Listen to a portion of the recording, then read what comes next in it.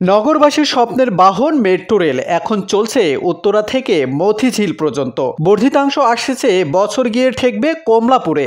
এদিকে MRT line 6 নির্মাণের সময়ই দিয়াবাড়ি থেকে প্রায় 1 কিলোমিটার পথ তৈরি করে রাখা হয়েছে ভবিষ্যতের কথা ভেবে। পরিকল্পনা ছিল পথটি আশুলিয়া পর্যন্ত নেওয়ার কথা, তবে ঢাকা আশুলিয়া এলিভেটেড এক্সপ্রেসওয়ের কারণে সেই সিদ্ধান্ত থেকে সরে এসেছে কর্তৃপক্ষ।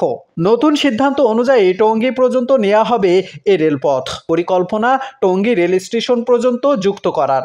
উত্তরা থেকে টঙ্গী পর্যন্ত পথ তৈরি হয়েছে এমআরটির সাথে যুক্ত হচ্ছে ঢাকা আশুলিয়া এলিভেটেড এক্সপ্রেসওয়ে। ফলে এ পথে নতুন করে আরও একটি উড়াল রেলপথ বের করা অসম্ভব, যার জন্য এই রুটটি বর্তমানে উত্তরা উত্তর স্টেশন থেকে টঙ্গী রেলওয়ে স্টেশন পর্যন্ত কাজ সম্প্রসারণের প্রক্রিয়া শুরু করেছে। Dhaka mass transit company limited জানান, এই রুটের কাজ শেষ হলে মেট্রো রেলের অতিরিক্ত 5 লাখ যাত্রী বহন করবে।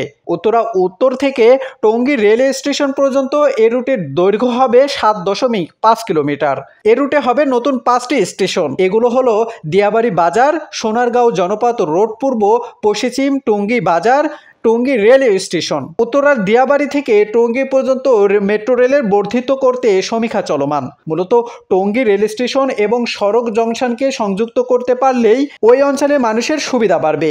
এ পথ চালু হলে টঙ্গী থেকে কমলাপুর পর্যন্ত যাত্রাপথ হবে মাত্র 48 মিনিটের।